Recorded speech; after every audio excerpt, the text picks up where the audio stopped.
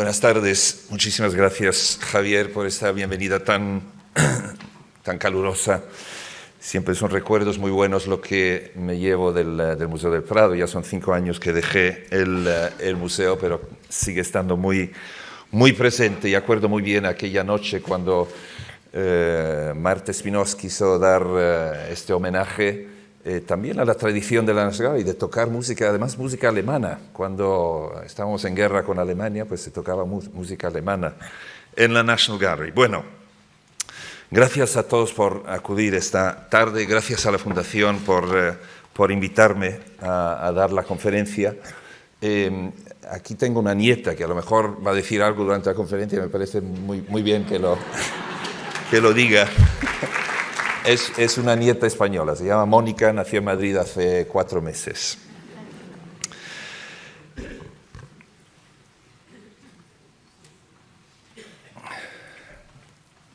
En 1992, el artista anglo-indio Anish Kapoor creó una obra para la Documenta de Kassel, que está formada por una estructura cúbica de hormigón de 6 por 6 por 6 metros, en cuyo interior hay un agujero negro de casi 3 metros de profundidad.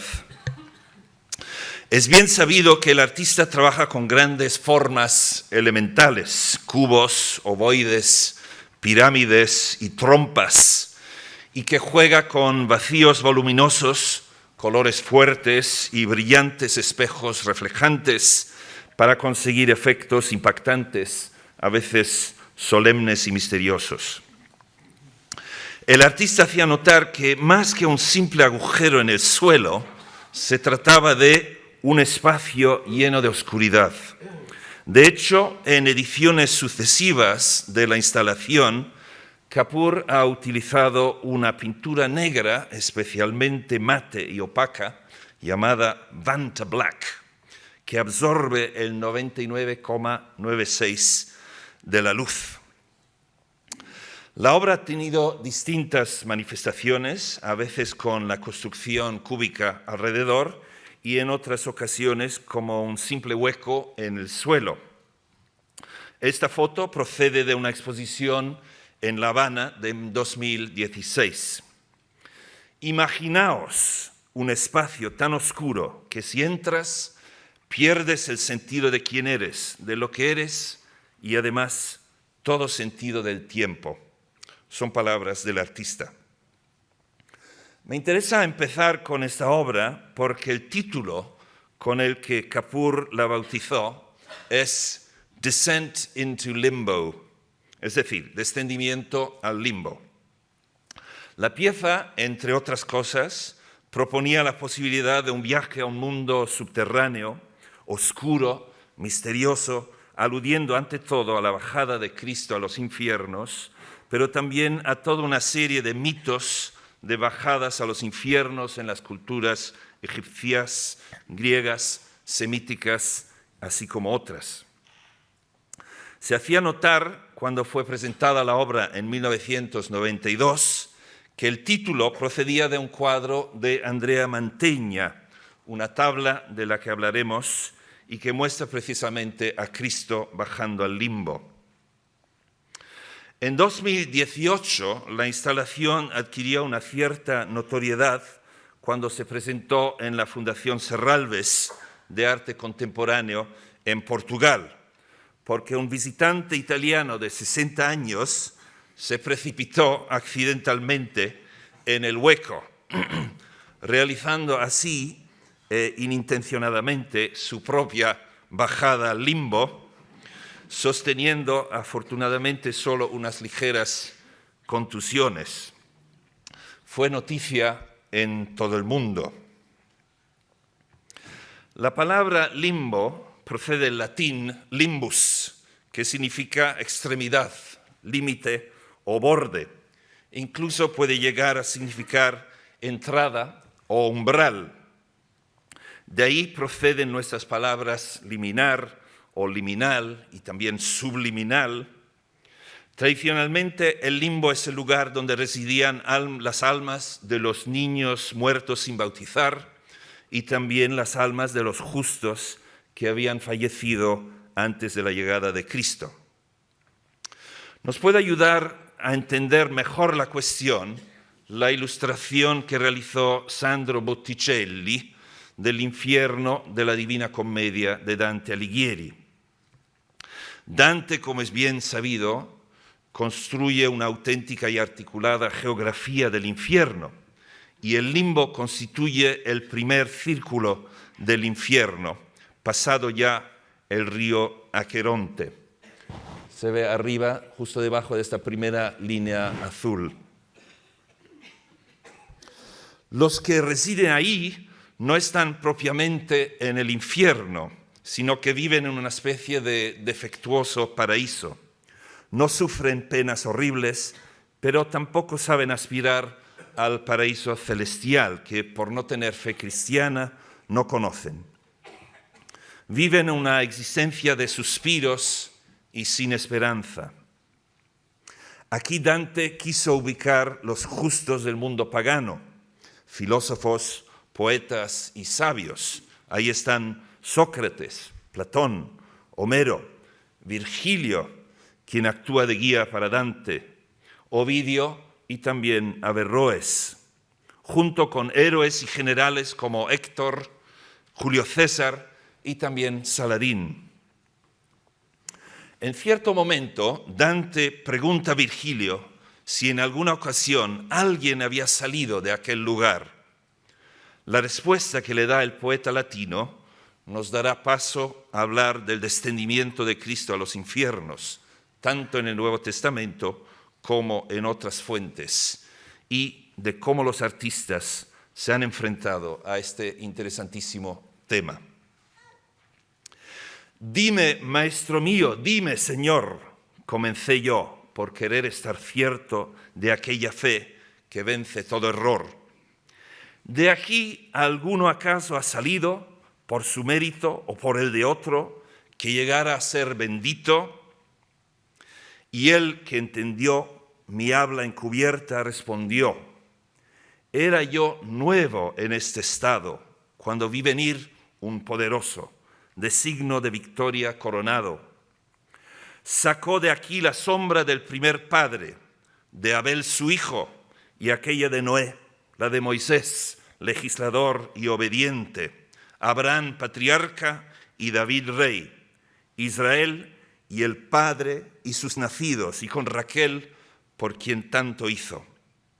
Y otros muchos y beatos los hizo, y quiero que sepas que ante de ellos no hubo espíritus humanos que salvados fueran.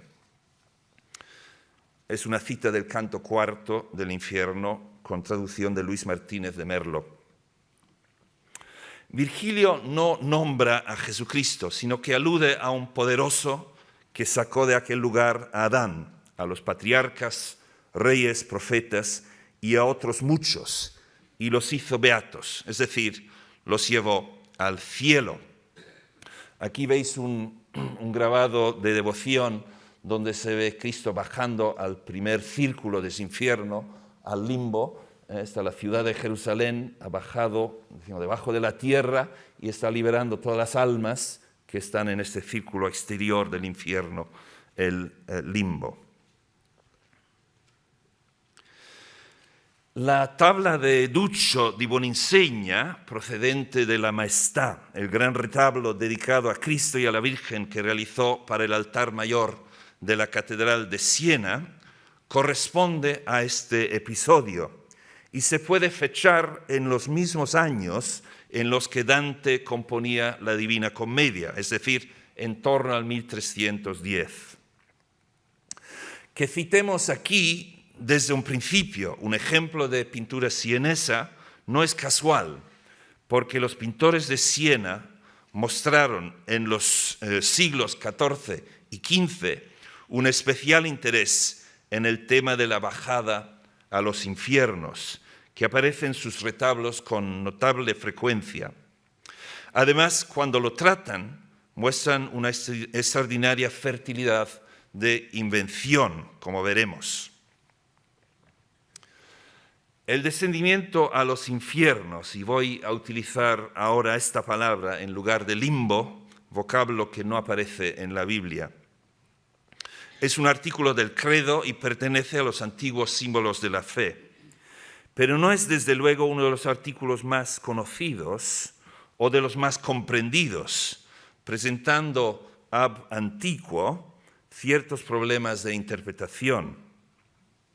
La fórmula descendit o descendit ad inferos, bajó a los infiernos, forma parte del credo de los apóstoles desde por lo menos la mitad del IV siglo y probablemente bastante antes. Según la tradición, los 12 apóstoles en el día de Pentecostés, inspirados por el Espíritu Santo, proclamaron los 12 artículos del credo.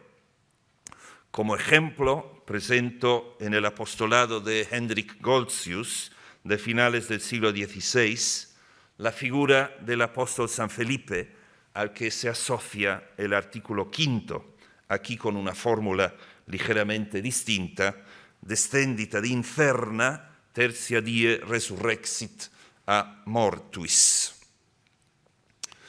Los evangelios mantienen silencio sobre qué pasó entre el entierro de Jesucristo en la tumba de José de Arimatea el Viernes Santo y la resurrección en la madrugada del domingo, cuando las santas mujeres encontraron la tumba vacía y Jesús apareció a María Magdalena.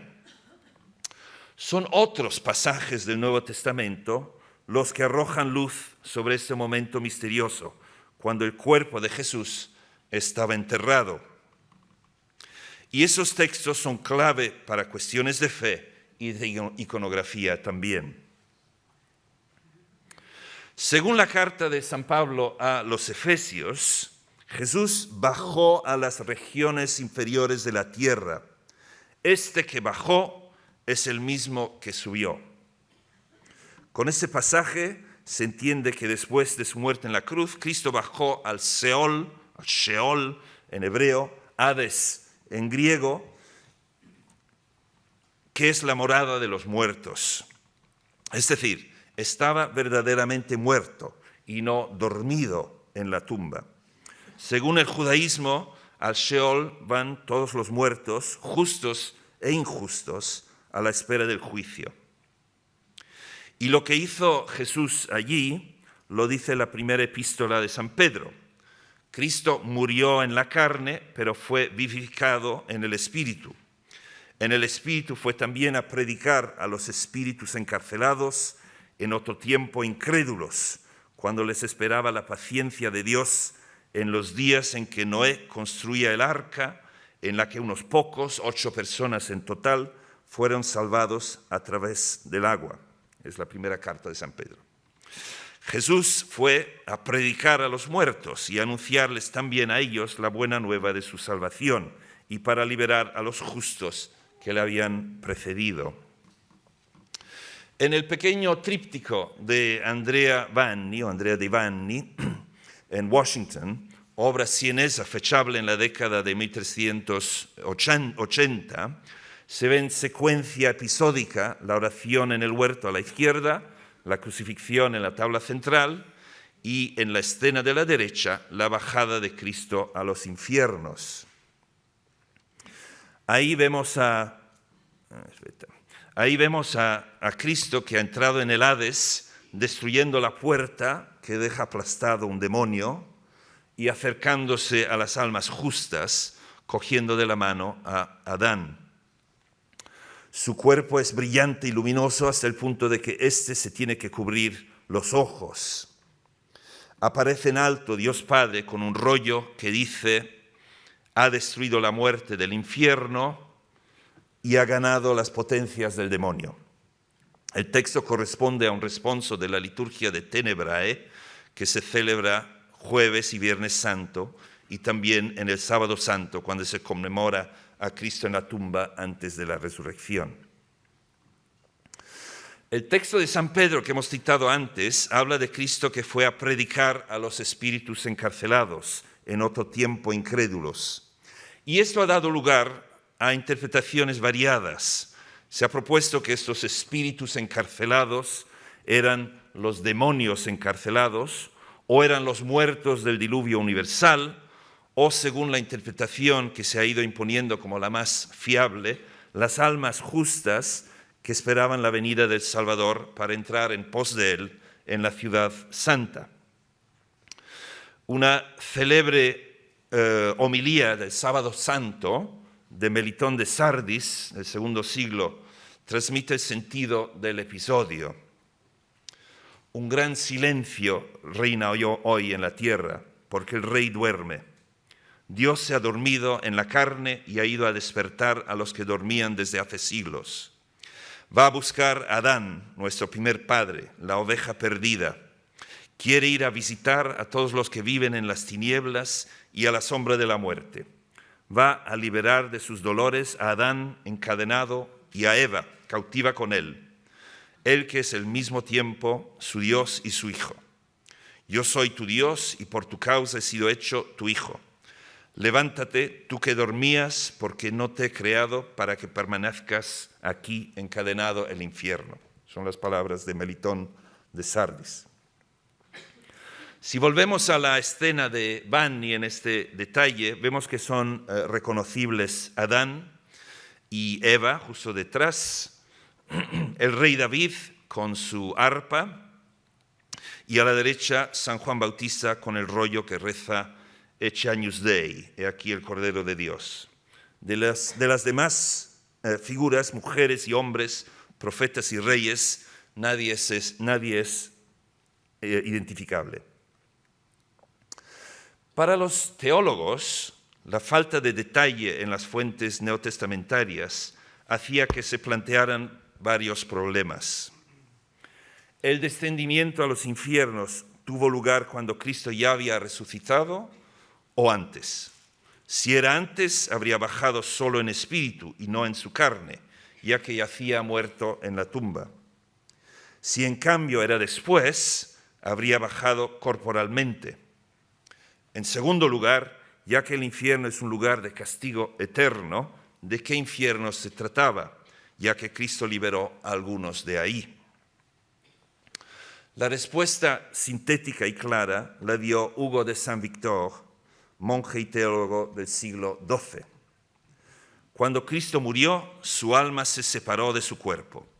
Ella bajó no al infierno de los condenados, ni al purgatorio de los niños muertos sin bautizarse, sino al limbo de los padres, donde se encontraban las almas de los patriarcas de la antigua ley.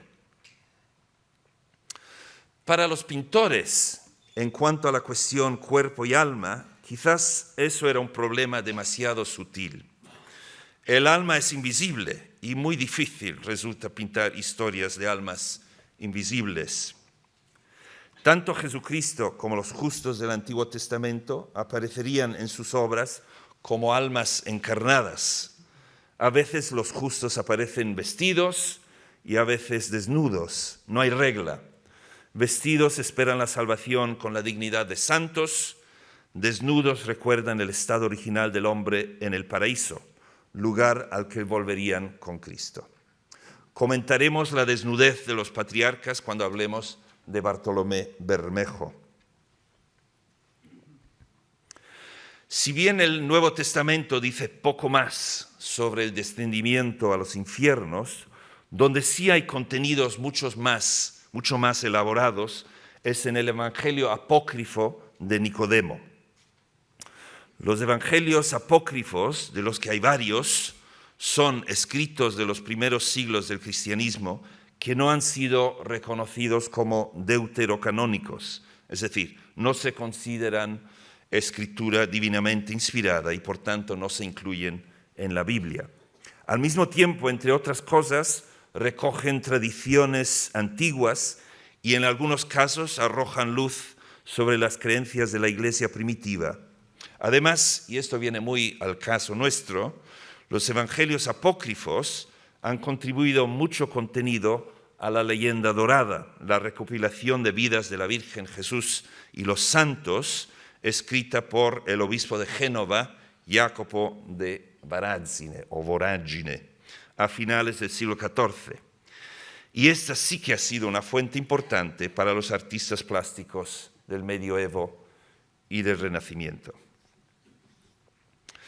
El Evangelio apócrifo de Nicodemo forma la segunda parte de las llamadas actas de Pilato. Y mientras la primera está escrita en griego, el Evangelio de Nicodemo es en latín. Se suele fechar esta segunda parte en el siglo IV. Recoge supuestamente el testimonio de dos personas, Carino y Leucio, hijos del sacerdote Simeón, que se encontraban entre los 12.000 que Jesús había liberado del infierno. Su narración empieza con ellos detenidos en el Hades, sumidos en las tinieblas, cuando de pronto, son sus palabras, nos sentimos iluminados por una gran luz y se estremeció el infierno y las puertas de la muerte. Entonces se dejó oír la voz del Hijo del Altísimo, el cual, dando un fuerte grito, dijo: «Dejad correr, oh príncipes, vuestras puertas, pues sabed que Cristo, Señor, Rey de la Gloria, va a venir para entrar». Estas últimas palabras que he citado proceden del Salmo 24, son las que aparecen en el margen inferior de esta estampa de Hieronymus Koch, basada en un dibujo de Peter Bruegel, el Viejo.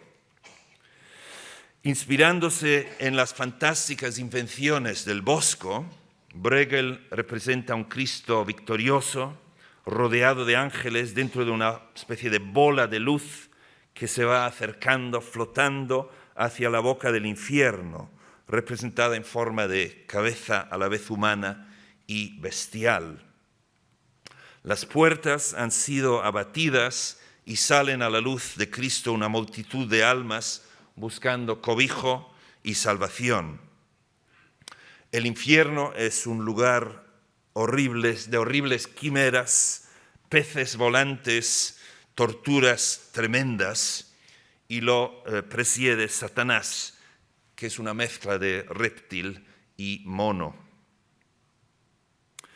Según la narración del apócrifo, Satanás da órdenes para que los demonios repelen la invasión divina, pero se asustan y no quieren luchar. A continuación comienzan unos diálogos entre Adán e Isaías, entre Adán y Juan el Bautista. Luego habla el rey David: «Yo, viviendo aún en la tierra», dice, «revelé al pueblo los arcanos de la misericordia de Dios y su visitación por parte de éste.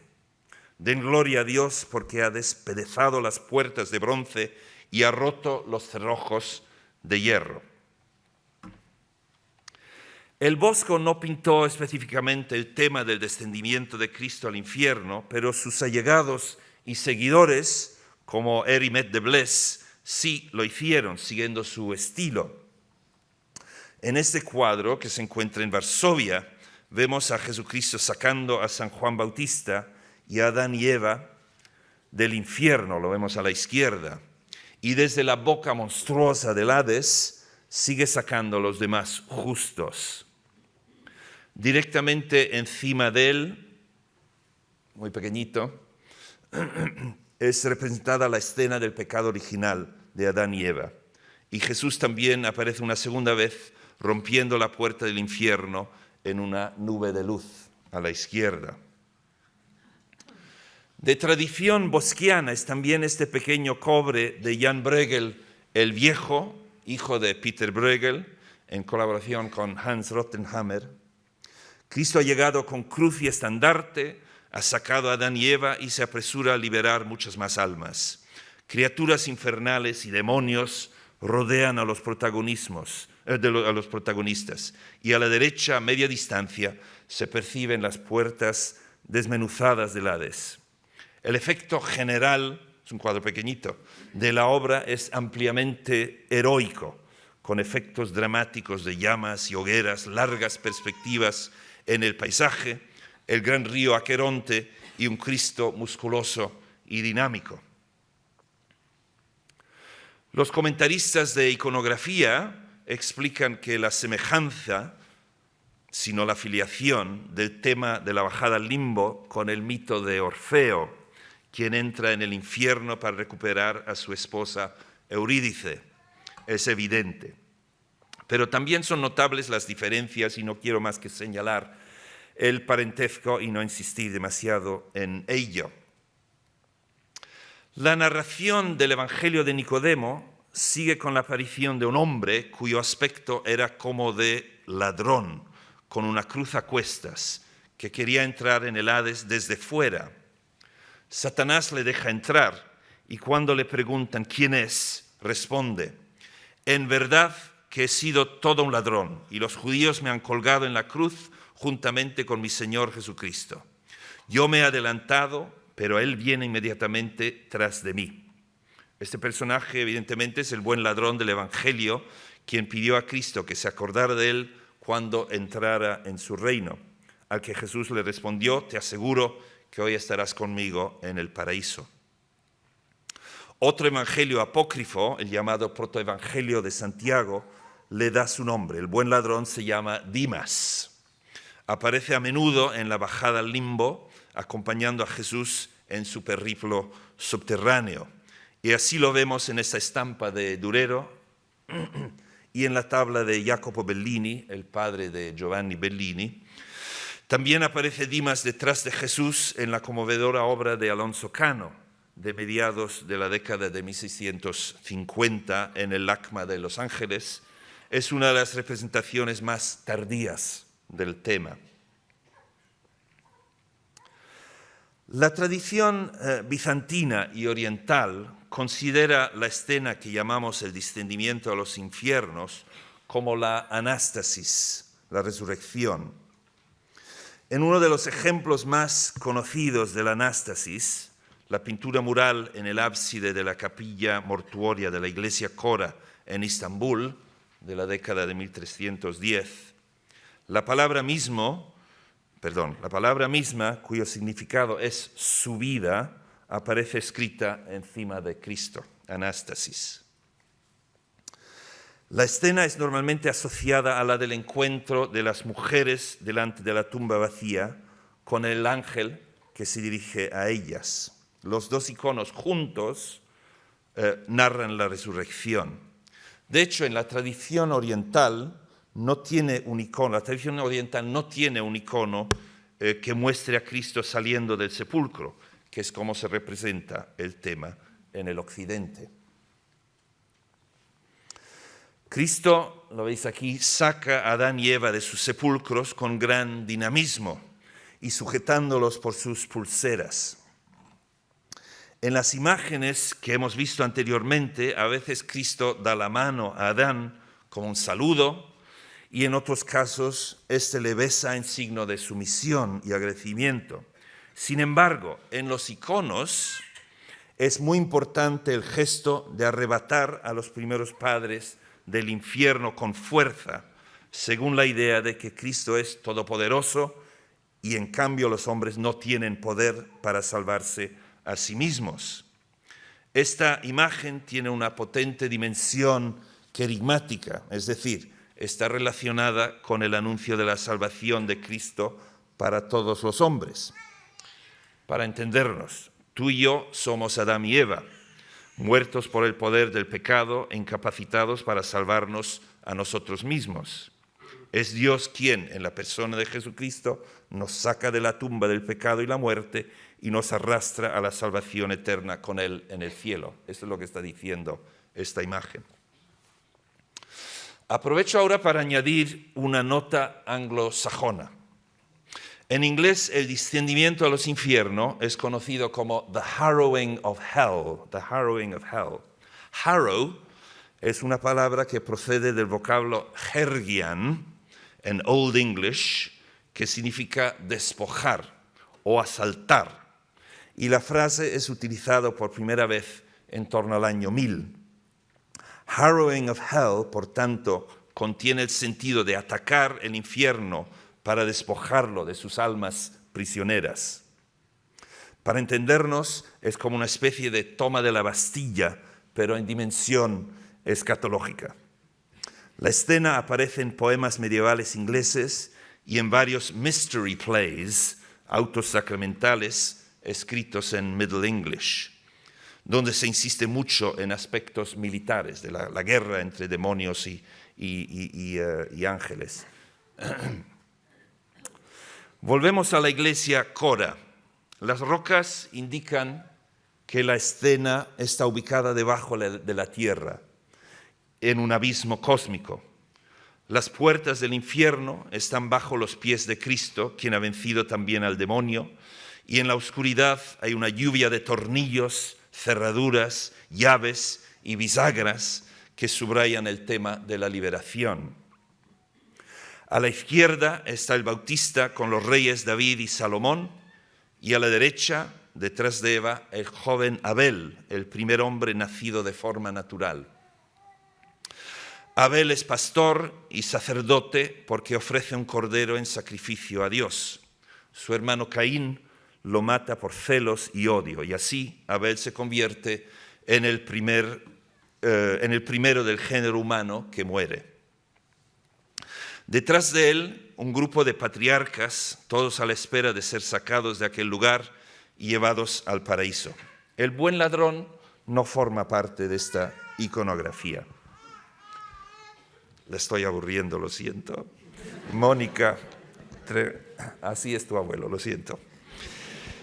Aquí presento un ejemplo ruso de la anástasis que repite el patrón establecido por la tradición y un descendimiento mucho más reciente en una iglesia de Carabanchel, en Madrid, de hace unos pocos años, que también se mantiene fiel al canon ortodoxo.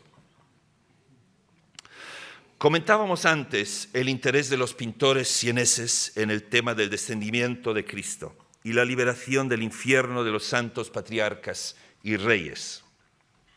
Quiero mostrar dos ejemplos particularmente brillantes del tema, realizados por artistas sieneses. La tabla del maestro de la observanza en el Fogg Museum de Harvard forma parte de una predela con escenas de la pasión y resurrección de Cristo. Rodeado por una brillantísima mandorla de luz dorada, Jesús irrumpe en la cueva del infierno, rompiendo la puerta y aplastando un demonio. Se nos ofrece una visión privilegiada de la escena, gracias a que una sección de la montaña ha sido removida, como recortado en efecto cutaway, tal y como lo vimos en la escena de Duccio. Esta fórmula recuerda en su concepción a las imágenes de la entrada de Hades como la boca de un perro o un monstruo, del que el ejemplo más impactante, en mi opinión, es el del Greco, en la escena alegórica de la adoración del nombre de Jesús en el monasterio del Escorial. Pero es llamativo el énfasis que pone el maestro de la observanza sobre la luz que emana de Cristo y cómo ésta rompe la opaca negritud del infierno. Esta emanación de resplandor que sale de los rayos dorados y de la aureola de Cristo ilumina a los patriarcas, a Adán, un profeta, quizás Isaac, a David, a Eva y al Bautista con una luz cálida, llenándoles de vitalidad y de personalidad. Un reflejo de este particular interés local en el descendimiento a los infiernos, en la cultura sienesa medieval, se encuentra en una fuente literaria sienesa del siglo XIV, el poema en octava rima titulado La Risurrezione de Niccolò Cicerchia. No creo que nadie conoce este poeta, un personaje vinculado a la orden dominica y quien, sabemos, acompañó a Santa Catalina de Siena en su viaje a Aviñón en 1376 para convencer al Papa de que volviera a Roma. El poema se suele fechar en la década de 1330, es decir, estamos en aquellas décadas. Consiste en 85 estrofas y se inspira bastante directamente en la narración del Evangelio de Nicodemo, posiblemente en alguna traducción italiana. Sin embargo, va añadiendo más detalles en toda una serie de diálogos que Jesús mantiene con los cautivos del infierno, incluidos Adán, Isaías, David, el buen ladrón, San Juan Bautista y cada uno de los 12 hijos de Jacob. los fundadores de las tribus de Israel. Cristo dialoga con varias mujeres, Eva, la prima mamma, así la llama, Sara, Judith y Raquel. Aquí cito la estrofa segunda que forma parte del prólogo y me van a permitir que la lea en italiano sienese del siglo XIV. Creo que se entiende. Essendo il corpo del Signor escluso dall'anima, la qual dà all'uomo la vita, ed era dentro al monumento chiuso, l'anima santa era da el partita, con gran trionfo era disceso giuso, vittoriosa al limbo. Ne era gita, se había ido, ai padri che aspettavan senza feria per tralli di tenebrosa miseria. El poeta Cicerchia, como los pintores y en manera muy particular el maestro de la observanza, insiste mucho en la luz que acompaña a Jesús y el efecto que ésta tiene sobre los que van a ser redimidos. Más adelante el texto reza, ahora en español. Entonces llegó un esplendor sereno que ilumina más que el sol, luna o estrella. Tan nueva era aquella luz bella que la mente humana no es capaz de describir cómo iluminaba en el seno de Abraham los dulces rayos que salían de ella. Es mi traducción. Adán, sumido en la oscuridad, reconoce que es Cristo el que se acerca precisamente por la brillanteza de la luz, y los patriarcas y profetas se alegran sumamente por el dulce rayo que en ellos resplandece, porque acostumbrados estaban a las tinieblas, y aquel esplendor enciende en ellos una gran alegría. Los demonios están atemorizados porque Cristo les va a robar las almas que ellos creían haber ganado definitivamente, y se acuerdan que en otra ocasión Lázaro, a quien creían su prisionero, había sido sacado del infierno cuando Jesús gritó fuerte desde el exterior: «Sal fuera». El poema de Cicerchia estaba pensado para ser recitado y probablemente también cantado. El lenguaje que utiliza es directo, es accesible, y por el número de manuscritos que sobreviven, podemos suponer que era bastante conocido y que tuvo una cierta utilidad para los pintores. La extraordinaria predela de Benvenuto di Giovanni, también sienese, fechable casi medio siglo después de la tabla del maestro de la observanza, muestra en la escena central a Jesús entrando en el infierno y visto por detrás y no de perfil. Debajo de las puertas, tirada en el suelo, ha quedado literalmente planchado un demonio representado en radical escorzo. Cristo libera a Adán primero, lo vemos a la izquierda con su pala para trabajar la tierra, y a Isaías a la derecha. No queda hueco en este infierno ascensor y todos miran a Cristo deseosos de salir de ahí. El diseño de la escena hace que curiosamente recuerde a otro infierno de nuestro tiempo, aquel de los camiones en que se esconden migrantes y refugiados que intentan cruzar fronteras para huir de guerras, opresión y pobreza. Camiones que se convierten en infiernos vivientes y que demasiadas veces llegan a ser negras tumbas de horror. Dije al principio que Anish Kapoor había titulado su instalación de 1992 Descent into Limbo, inspirado por un cuadro de Mantegna. Al principio de ese año, 1992, la tabla del pintor renacentista, había sido presentada en público por primera vez en una gran exposición dedicada a él en la Royal Academy de Londres. Y recuerdo bien, era estudiante yo entonces, pero tuve una modesta colaboración en esta exposición. Recuerdo bien el impacto que causó, por ser nueva y desconocida, por su concepción tan moderna y por ser magistralmente realizada. Es patente la calidad del dibujo en la ejecución del pelo, los delicadísimos toques de oro en las luces de la túnica roja y en el manto azul. Mantegna representa a un Cristo visto por detrás. Creo que la invención es suya, es anterior a la de Benvenuto di Giovanni que acabamos de ver, en la boca de una cueva que es la entrada al inframundo.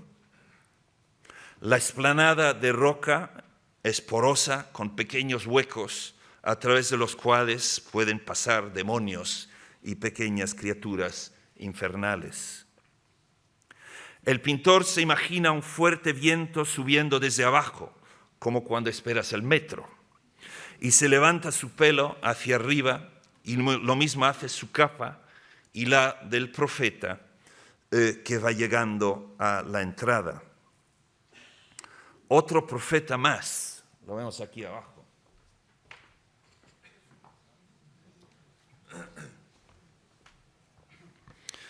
Con el pelo revuelto, una especie de Boris Johnson, se ve subiendo desde las profundidades.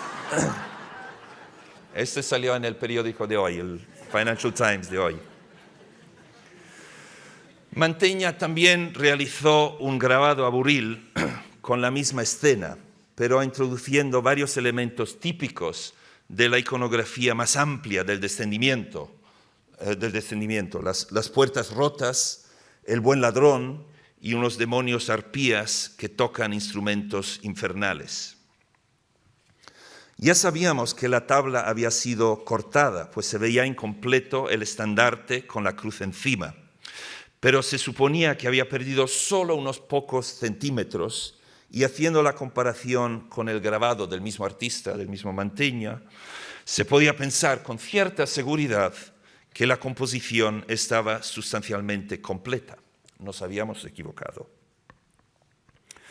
En la bibliografía primera sobre el cuadro se hacía notar cierta relación de escala y estilo con el tránsito de la Virgen de vuestro maravilloso museo y con las tablas del llamado tríptico de Mantegna de los Uffizi. Pero nadie se atrevía a ir más allá para explicar contundentemente este curioso parentesco. La obra, en colección particular, se vio públicamente en muy contadas ocasiones después de aquella fecha del 1992. Y así llegamos al 2018, cuando el conservador de la Accademia Carrara de Bergamo, Giovanni Valagussa, dio a conocer un cuadro que estaba en los almacenes de su museo y al que no se había prestado atención ninguna, hasta el punto que ni una fotografía de la obra había llegado a publicarse. Es una resurrección con 5 soldados. Cristo sale de la tumba, se lanza fuera de la tumba y en el fondo se ve un bellísimo cielo de madrugada. El soporte de madera estaba cortado en el margen inferior y le faltaba una parte a la izquierda con una integración más moderna y de poca calidad. Aunque dañada, la calidad ejecutiva era muy alta. Valagussa argumentó que se había descubierto un nuevo cuadro de Mantegna. Y como si esto no fuera una noticia suficientemente importante, explicó que creía que se trataba de la parte superior de la tabla del descendimiento al limbo. El estilo, el tamaño de las figuras coincidían. También coincidían las piedras que formaban el arco en la parte inferior de la resurrección con las de la parte superior del descendimiento. El detalle que resolvió cualquier duda era que la pequeña cruz que aparece en el borde de la resurrección es la parte superior del estandarte de Jesús. Y el estandarte que lleva el Cristo de la resurrección es el mismo, es exactamente el mismo. Análisis técnicos de las dos obras realizados posteriormente demostraron que los soportes de madera de ambas piezas constituían una sola tabla. En algún momento había sido cortada para hacer 2 cuadros independientes, quizás por exigencias de mercado. Era un descubrimiento clamoroso y me dio mucho gusto y gran satisfacción poder presentar juntas las 2 tablas por primera vez en la exposición sobre Mantegna y Bellini que celebramos en la National Gallery en diciembre de 2018. La iconografía es original. No conozco otro cuadro anterior a este que una el descendimiento y la resurrección en una sola escena. Tuvo que ser una invención de Mantegna. Es bien conocido que la tabla del Prado tampoco es completa, ya que también en un cierto momento fue cortada en 2 partes. La parte superior, que muestra a Cristo recibiendo el alma de la Virgen en el cielo, hoy se encuentra en Ferrara. De momento no sabemos si esta división de la tabla se hizo al mismo tiempo que se separaron en 2 partes el descendimiento y la resurrección. Lo que sí que sabemos es que esta tabla, ya antes de entrar en la colección real española, es decir, antes de estar todavía en la colección de Carlos I de Inglaterra, antes de venir a España, pues ya estaba cortada. Como colofón, nos hemos planteado si la nueva tabla de Mantegna pudiera estar integrada en un conjunto con el del Prado y los de los Uffizi. Y efectivamente parece ser que funciona. Las medidas, la madera del soporte, el tamaño de las figuras y el estilo, todo casa. Es decir, a la izquierda descendimiento y resurrección, ascensión de Cristo, adoración de los reyes, circuncisión y aquí tránsito de la Virgen.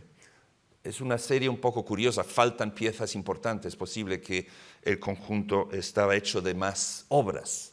Lo que resulta difícil concluir definitivamente es que la tabla de la izquierda sea de la misma fecha de las demás obras. Las demás obras se fechan a principios de los años 60.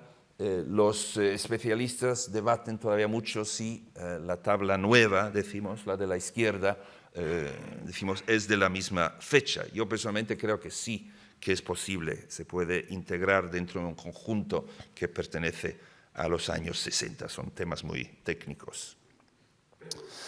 De todas formas, esta decoración que ven en la pantalla, pues constituiría una parte, probablemente la parte más importante, de la decoración de una pequeña capilla que Mantegna realizó en el castillo de Mantua, lo veis aquí a la derecha, en la primera mitad de los años de la década de 1460.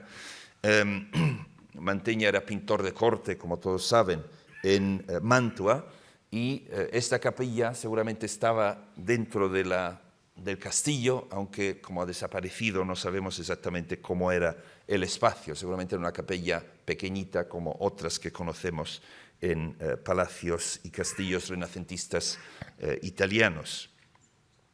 Y he simplemente incluido la vista de Mantua porque creo que, como todos saben, pues corresponde a la vista que Mantegna propone en el tránsito de la Virgen, decimos desde el castillo. Es decir, es posible que Mantegna pensaba que desde la capilla misma, viendo el cuadro hoy del Prado y mirando fuera hacia el río Mincho, lo vemos ahí a la izquierda, pues se podía ver la vista que efectivamente propuso dentro del mismo cuadro. Por estas mismas fechas, década de 1460, en Valencia, Bartolomé Bermejo, el gran artista cordobés, cuya carrera pictórica se desarrolló principalmente en la Corona de Aragón, se enfrentaba al tema del descendimiento en el contexto de un banco de retablo cuya construcción todavía estamos estudiando. Bermejo es un pintor de extraordinaria lucidez mental y ambición pictórica, como hemos podido ver en la exposición celebrada recientemente en este museo.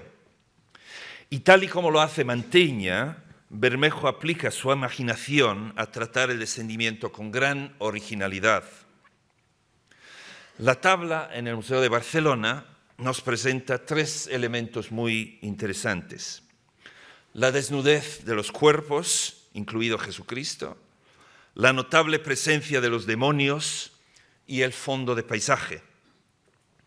El limbo, según Bermejo, es un lugar con montañas, valles, rocas y árboles, y Cristo ha tenido que romper las puertas desde fuera para entrar en este territorio de desconsuelo. Va acompañado por un ángel que seguramente hay que identificar con San Miguel, y emana luz de su cuerpo y su cabeza. La cruz que lleva está fijada en una vara de cristal o de metal y lleva atado un delicadísimo velo transparente. Los santos patriarcas están representados con un sorprendente nivel de realismo, esquivando cualquier tipo de idealización. Adán, que besa la mano de Jesús, muestra vello en su espalda. David, con la corona justo detrás, tiene la piel flácida debajo de la mandíbula. Varios personajes tienen calvicie y Eva también muestra en su rostro los signos de edad. Resulta una cara representada con mucho carácter, esta de la izquierda, con las entradas del pelo marcadas y las cejas muy espesas. Se ha supuesto que podría ser el mecenas, un retrato del mecenas de la obra, pero me parece más probable la hipótesis de un autorretrato del pintor. Por la edad podría ser, ya que en torno a 1470, cuando se puede fechar esa obra, el artista tendría supuestamente unos 30 años. Pero también podría ser muy apropiado que un artista que, con un gran nivel de probabilidad, era un judío converso, se quisiera representar entre los justos del Antiguo Testamento, los profetas y patriarcas de su pueblo Israel. Es llamativa además la desnudez de los cuerpos. No son de una belleza idealizada, más bien son desgarbados, torpes y con la piel arrugada. Su desnudez no tiene nada de heroico y las pudendas son sutilmente escondidas detrás de una mano o una rodilla, salvo las de los primeros padres, detrás de un velo ligero, y del mismo Salvador, que es representado en toda su humanidad, con pelo en el pecho, con la pudenda visible debajo de su manto y también sus pelos púbicos. Bermejo está interesado en el hombre integral. Sin embargo, al mismo tiempo hay una paradoja en esa representación del cuerpo de Jesucristo, porque si bien el énfasis es en su humanidad, las heridas de la crucifixión en los pies, manos y costado no están. Este es un cuerpo sin los signos de la muerte física. No es desde luego un error, cosa que no hace Bermejo. Refleja la lógica de que este no es el cuerpo de Jesús que en este momento yace todavía en el sepulcro, sino que es su alma que visita el Hades.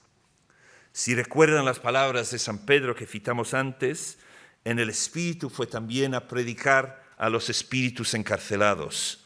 Vemos que Bermejo, con su atención exquisita a la doctrina, representa el alma encarnada de Jesús y no su cuerpo resucitado.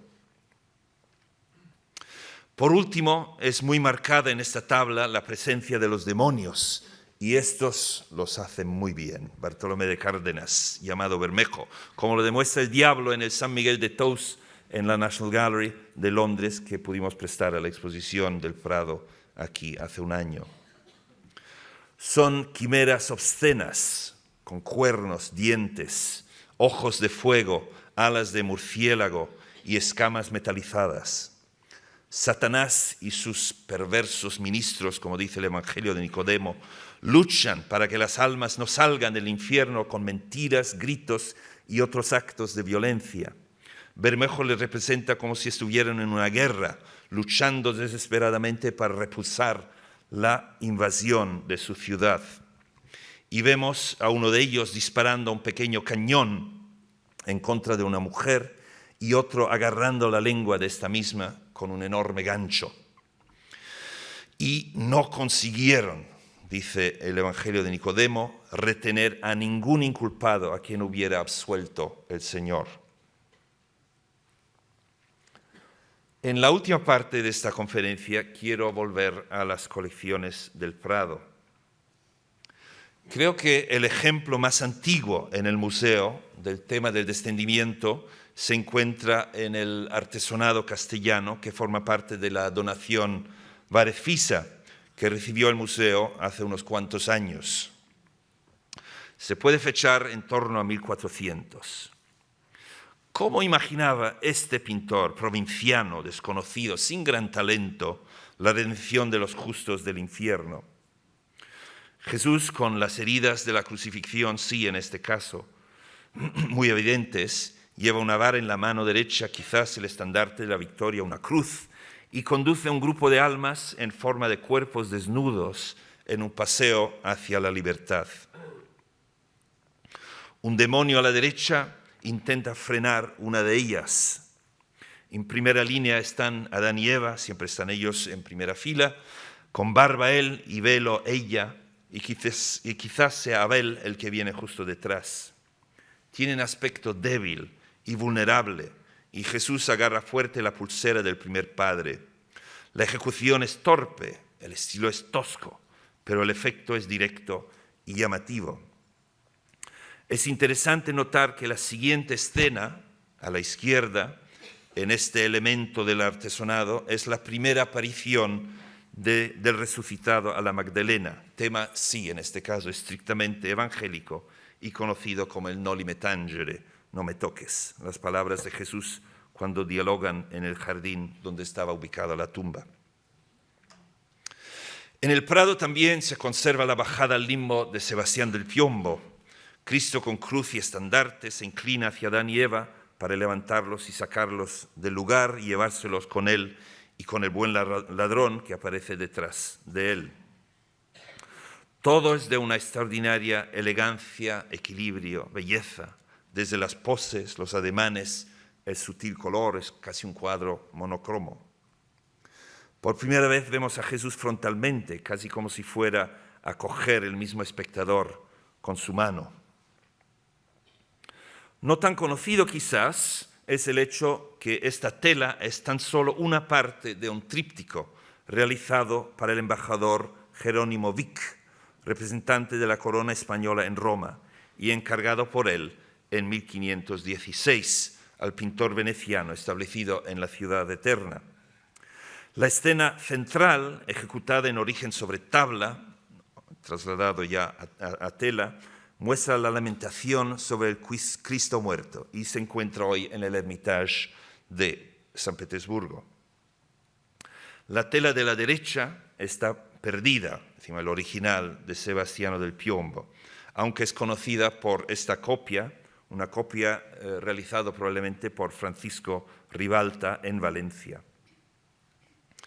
Ha habido cierta confusión sobre el tema de esta escena de la derecha, que se ha llamado Cristo apareciendo a los apóstoles, cuando en realidad Cristo no está representado. Más bien creo que la escena muestra a los apóstoles reunidos después de la crucifixión, un tema extremadamente raro. Si esto es así, las dos escenas laterales, la del Prado y la original, aquí la vemos en copia, vienen a continuación de la muerte y sepultura de Cristo.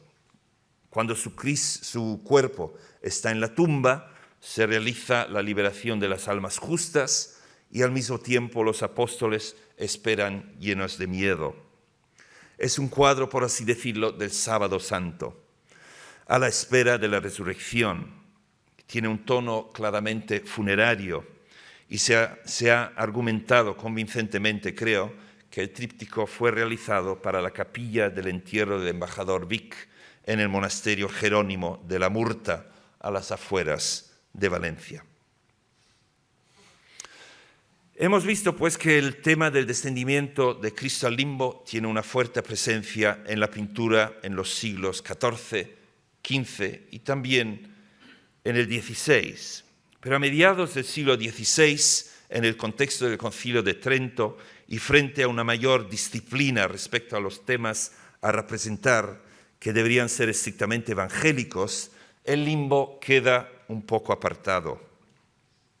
El artículo 5 del credo no sufrió ninguna modificación, pero en cuanto a imágenes, la Iglesia post-tridentina prefería una mayor precisión doctrinal. Aunque hay algún contado ejemplo del tema a principios del siglo XVII, vimos ya un poco más tardío el cuadro de Alonso Cano, es significativo que la mayoría de los textos que describen la bajada a los infiernos, el Evangelio de Nicodemo, la leyenda áurea, el texto franciscano medieval de las meditaciones sobre la vida de Cristo, se dejaron de imprimir en el siglo XVII. Quizás el último momento de gloria del descendimiento como tema pictórico nos lo dejó Tintoretto en la gran tela de la iglesia de San Cassiano en Venecia, pintada en 1568. Jesucristo irrumpe folgorantemente en la oscuridad cósmica del Seol. Los demonios huyen y un ángel les va a encadenar en el bajo infierno. Los primeros padres de rodillas y expectantes, y detrás de ellos los patriarcas barbados, y a la derecha los patricios de la cofradía. Es el canto de cisne del tema, y a pesar de la gran riqueza pictórica en la tradición del tema, ya después de esto prácticamente desaparece, como si fuera en la oscuridad de un misterioso Hades. Muchas gracias.